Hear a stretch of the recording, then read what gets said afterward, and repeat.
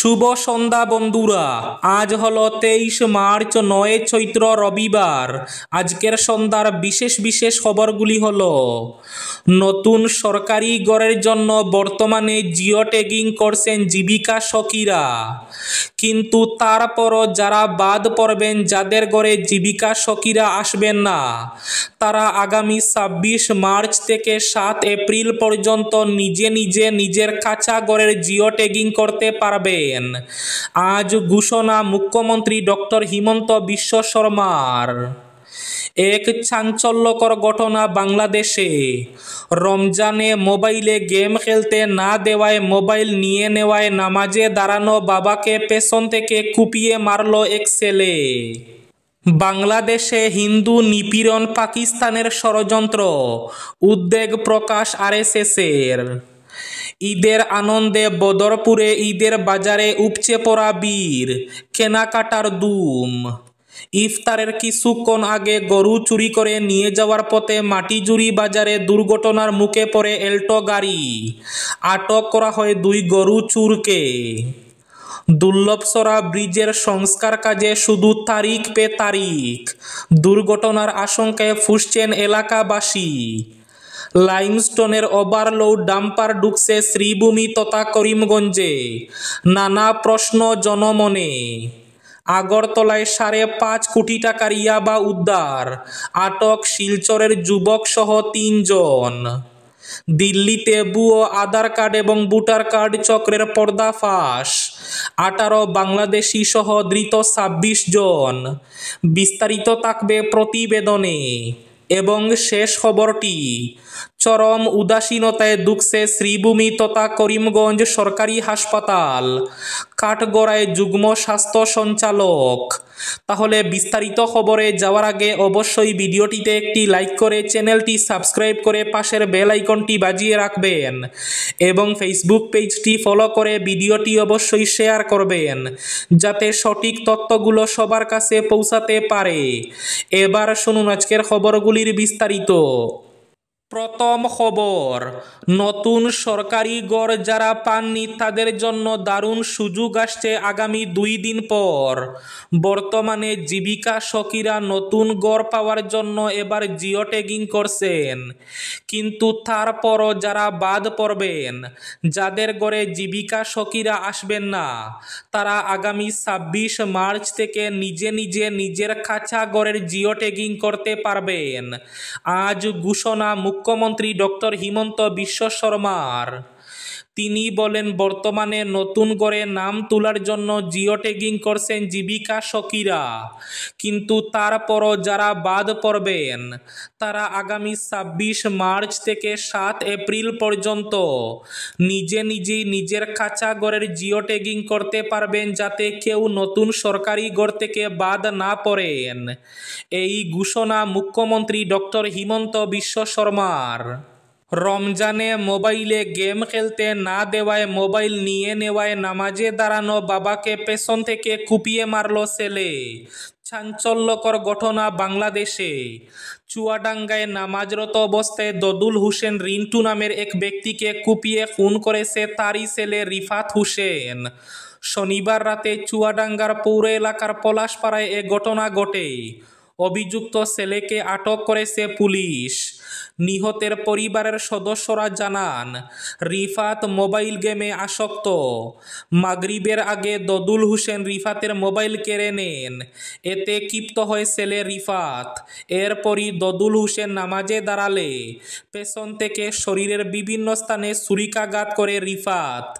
পরিবারের সদস্যরা দ্রুত দদুল হোসেনকে উদ্ধার করে চুয়াডাঙ্গা সদর হাসপাতালে নিয়ে গেলে চিকিৎসক তাকে মৃত ঘোষণা করেন। চুয়াডাঙ্গা সদর থানার অফিসার ইনচার্জ খালেদুর রহমান জানান, দদুল হোসেন তার ছেলেকে মোবাইল ফোনে গেম খেলতে নিষেধ করেন এবং ছেলের হাত থেকে মোবাইল ফোনটি কেড়ে নেয়।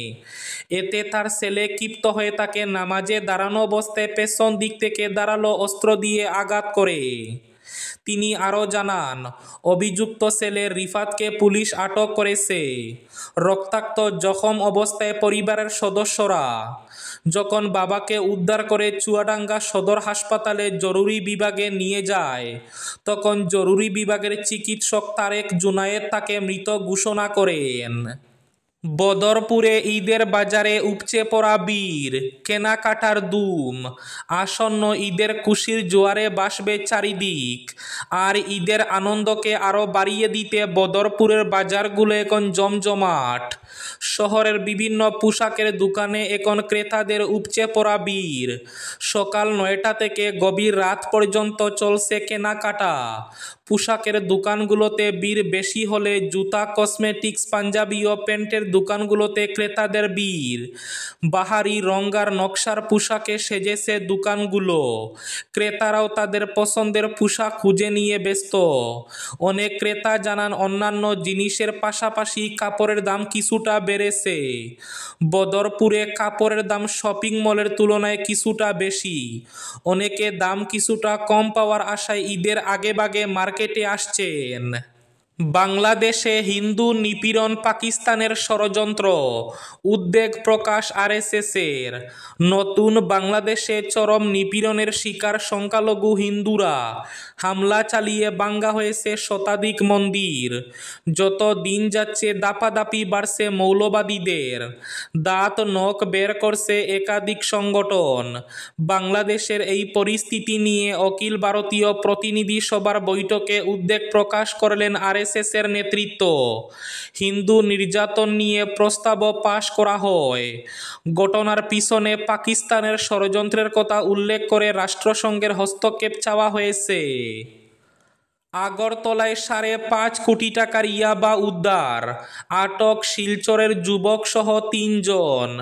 রাজধানী আগরতলার মঠ চৌমুহনী এলাকার একটি বিলাসবহুল হোটেল থেকে 5.5 কোটি টাকার মূল্যের ইয়াবা ট্যাবলেট সহ 3 মাদক পাচারকারীকে আটক করেছে পুলিশ। ধৃতদের মধ্যে একজন শিলচরের বাসিন্দা। গোপন সূত্রে খবর, পুলিশের চমকপ্রদ সাফল্য পশ্চিম জেলার পুলিশ সুপার ডক্টর কিরণ কুমার জানিয়েছেন। রাতে গোপন সংবাদের ভিত্তিতে তারা খবর পান যে মঠ চৌমুহনীর ওই বিলাসবহুল হোটেলে বিপুল পরিমাণ মাদক দ্রব্যের হাত বদল হতে চলেছে। সংবাদ পাওয়ার পরই সদর মহকুমা পুলিশ আধিকারিক এবং পূর্ব আগরতলা থানার ওসির নেতৃত্বে একটি বিশেষ অভিযানকারী দল গঠন করা হয়। সেই দল হোটেলে হানা দিয়ে 3 মাদক পাচারকারীকে হাতে নাতে ধরে ফেলে। আটকদের মধ্যে রয়েছেন চক্রের মূল হোতা শিলচরের বাসিন্দা শহীদুল হোসেন তালুকদার। তার সঙ্গে আটক করা হয়েছে ত্রিপুরার দলাই জেলার কমলপুর এলাকার নয়নমণি নমশূদ্র এবং বিশ্বজিৎ বিশ্বাস। দিল্লিতে ভুয়ো আধার এবং ভোটার কার্ড চক্রের পর্দাফাঁস, 18 বাংলাদেশি সহ ধৃত 26। রাজধানী দিল্লিতে ভুয়ো আধার এবং ভোটার কার্ড চক্রের পর্দাফাঁস করল পুলিশ। এই চক্রের সঙ্গে জড়িত 18 জন বাংলাদেশি সহ 26 জনকে গ্রেফতার করেছে পুলিশ। বাকি 8 জন ভারতীয় নাগরিক। দক্ষিণ দিল্লি পুলিশ ভুয়ো আধার এবং ভোটার আইডি কার্ড তৈরির সঙ্গে জড়িত 18 জন বাংলাদেশি এবং 8 জন ভারতীয়কে গ্রেফতার করেছে। ডিসিপি অঙ্কিত চৌহান জানিয়েছেন, দিল্লি জুড়ে অবৈধ অভিবাসীরা কাজ করছে। ধৃতরা ভারতীয়রা নথি জাল করার জন্য সাইবার ক্যাফে চালাত।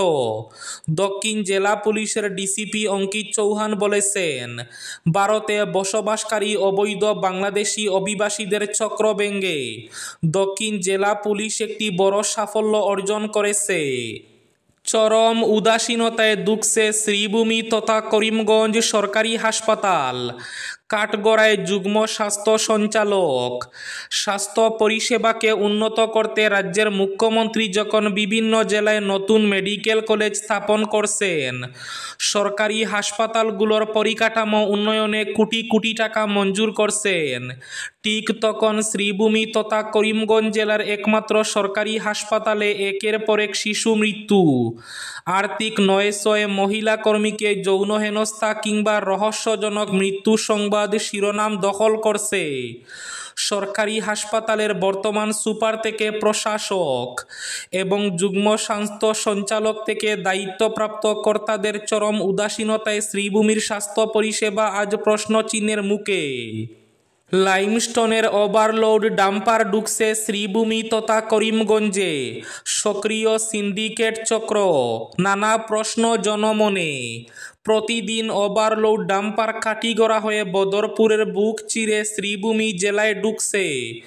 এ নিয়ে জেলার পরিবহন বিভাগের ভূমিকা নিয়ে উঠছে নানা প্রশ্ন। এই ব্যবসার বৈধতার শ্বেতপত্র দিচ্ছে নাকি শিবাজি রিঙ্কু কুদ্দুসরা? এরা কারা? প্রশ্ন বিভিন্ন মহলের। লাইমস্টোনের দৈনিক রোজগারের আয় যাচ্ছে কি সরকারি তহবিলে, নাকি সেটিং গেটিং ফর্মুলায় চলছে এই ব্যবসা? প্রশ্ন সর্বত্র। এছাড়াও ওভারলোড লাইমস্টোন ডাম্পারের কারণে প্রতিদিন দুর্ঘটনা ঘটছে বদরপুর জাতীয় সড়ক সহ বিভিন্ন এলাকায়। একই সঙ্গে ওভারলোড ডাম্পারে ট্রাফিক জ্যাম নিয়মিত লেগেই থাকে বদরপুর জাতীয় সড়কে। ইফতারের কিছুক্ষণ আগে গরু চুরি করে নিয়ে যাওয়ার পথে মাটিজুরি বাজারের সম্মুখে দুর্ঘটনার মুখে পড়ে এল্টো গাড়ি। তারপর স্থানীয়রা এল্টো গাড়ি থেকে কয়েকটি গরু উদ্ধার করেন। পরে গাড়িটি বন্দুকমারা থানাতে সমঝে দেন স্থানীয়রা। মাটিজুরি এলাকায় গরু চুরি করতে পাকড়াও করা হয় দুটি গরু চোরকে।